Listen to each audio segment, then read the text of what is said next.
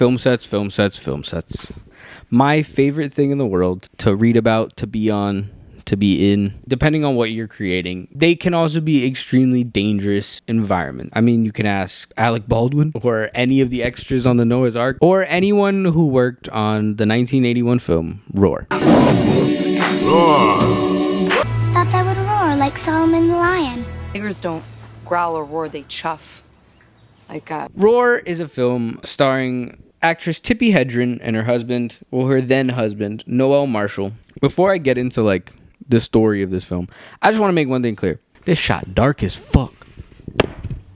Let there be light. The film was inspired by a trip to Africa that took Tippi Hedren and Noel Marshall on all these like wildlife preserves in Africa, and they got to see all these lions and shit, and they pretty much did what all famous people do, whether it's 1971 or the 20s or 2024 or whatever. They made their cause and mission because they saw a unique thing, and they decided to make a film centered around lions. All of the money that they made from the movie, they were going to reallocate to different resources to help preserve wildlife and just nature in general for these wild cats. In concept, really cool. But to make a lion movie, you're gonna need some lions. I'm talking about real lions. So, Noel Marshall has some ties to Hollywood because, you know, he was involved in this like really little indie project that you might not have heard of. I think it's called The Exorcist. Yeah. He was the producer on The Exorcist. He goes and talks to Mr. Hollywood himself. And I assume that conversation probably went something along the lines of like, how much for an order of ribs? $2.50. $2.50? How many ribs do I get with that? About 5. 5? So I guess that's about 50 cents a rib, huh? Yeah, about. Okay, let me get one. You got any soda? $1. Oh, come on now. Look out for a brother, man. Come on. Hey, check this out. Why don't you let me get a sip for 15 cents? My cups cost more than 15 cents. All right, fuck the cup. Pour it in my hand for a dime. Look, you greasy-headed Jerry Curl Wan. Pay me and get the hell out of my store.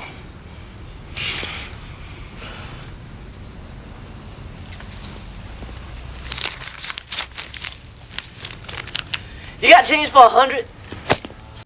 so like any sane human being would do after realizing how much money it would cost to rent an obscene amount of lions, or the fact that there's probably not that many trained lions in Hollywood in the first place. Simple, linear thinking. They started raising lions in their living room. They did what? These are not trained animals. They're anywhere from like babies to fully grown. And just Noel and Tippi are like the Paw Patrol, just flying in and taking care of these fucking wild cats. And by taking care of them, I mean amassing a fucking pride in their living room. So obviously they couldn't keep their lion farm in Sherman Oaks because, you know, it's Sherman Oaks. Roar needed to be in Africa, and they didn't have an Africa. So what did we have? A ranch in Southern California. So they bought a ranch, and then they moved to that ranch because the ranch was also going to be the set of their movie. But at this point, the movie was supposed to be about lions, and it had entirely turned into these people's identity that they like own lions. And so they were just bagging up every animal they could. Like it wasn't about amassing the cats for the movie at this point. By the time they began to shoot the movie, they had to rewrite it a bunch of times to make it make sense. Because, you know, lions and like those animals are supposed to be in Africa, but you know it's not? Fucking tigers or like cougars. Like a California mountain lion is not from Africa, so why do we have that in our living room? I found this hilarious while researching this.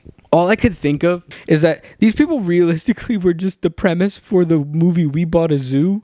By the end of it, on the ranch and in the script after it was locked, there were 132 big cats, an elephant, 3 Aldad sheep, a collection of ostriches, flamingos, marabou, storks, and black swans. Okay, they had an aviary alongside. They had an elephant.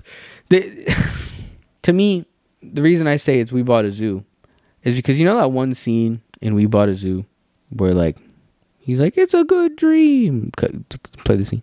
I thought this was a dream come true for us. It's your dream. You can't force a dream onto someone else, Dad. Yes, I can. I can force a dream on you. Why are you yelling? Because it's a good dream.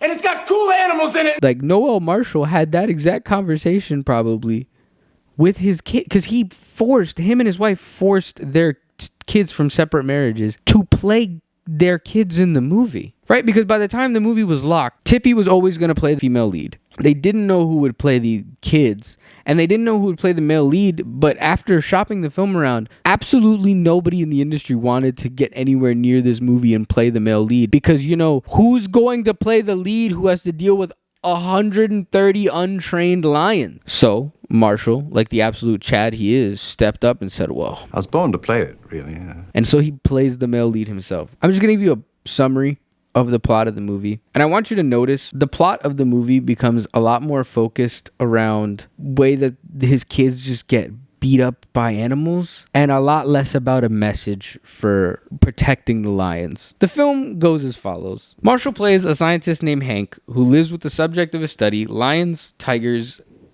leopards, and other wild animals at his compound in Tanzania.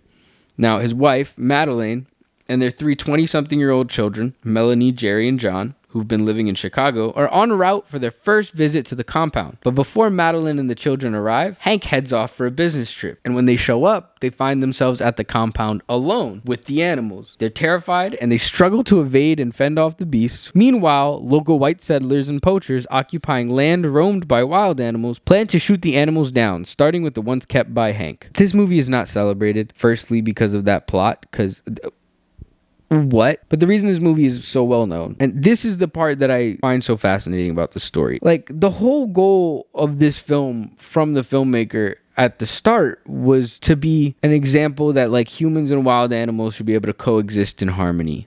Making the movie was not harmony between wild animals and humans. Because of the way that they procured all of these animals, none of the animals are trained. So instead of shooting the movie like you would shoot any other narrative film, they had to shoot this like they were shooting a documentary. They would essentially set up with like anywhere between 4 to 8 cameras in a setup. And yeah, there's a script and a plot, but the animals don't know that. And so they would just shoot until either something close to the script would happen, or, you know, the animals would just like do what animals do and just do crazy shit. Which means a lot of the film is a lot of like close call injuries or like attacks from these animals on the cast, and just they're real. Like in the film, that is just real of people being bitten and scratched and mauled by tigers. That's what's so fascinating. Is like the fear of the characters is not a bit. That is these kids scared. That is Tippi Hedren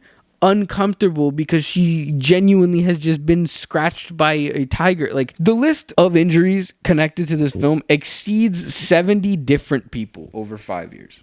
Like, for example, the DP literally getting his head bitten off. Yeah, I'm just gonna read some of the injuries from Sellers' article so I don't, butcher it. So in just the 3rd week of shooting, a lioness had bit the cinematographer Jan de Bont in the head, effectively scalping the back of his head. I'll put the picture up here if you're squeamish. My bad. He had to get 220 stitches to reattach his scalp to his head, and he stayed on the project for the entirety of the 5 years. Which, on one hand, if I was attacked by a tiger on a film project, I'm not going back. But on the other hand, if I do go back, that is the hardest story of all time. Like, ever. So kind of big ups to him for that. But that's hit. I feel like I just want to keep putting the picture up, and I probably shouldn't. Now, these next injuries that I'm going to talk about, again, I'd like to remind you, the cast is very small. Majority of them are related, and they're very close. Actress Melanie Griffith was also seriously hurt during filming.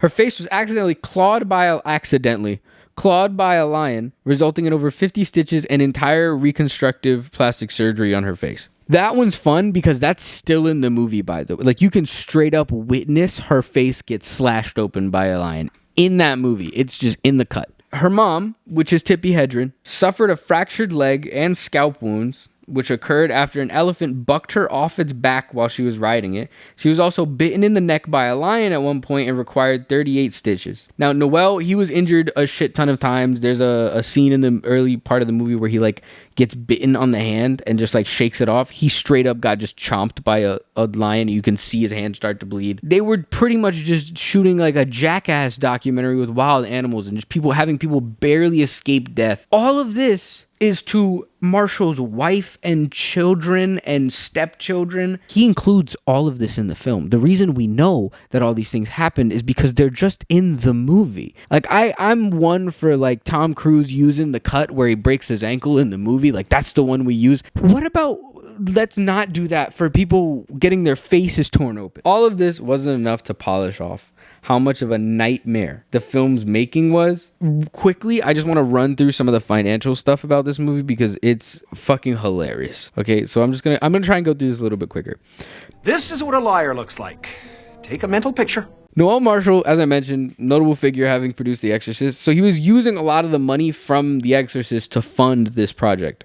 Alongside the financiers that he had secured for the project because he was the guy who produced The Exorcist. But within 2 years, all of his financiers had pulled out because the budget for the film ballooned, partially because they were spending the money on lions and a ranch to hold said lions, all this other shit. Now, about 2 years in, Tippy and Noel pretty much have to sell almost everything that they own outside of the ranch itself to keep the production going.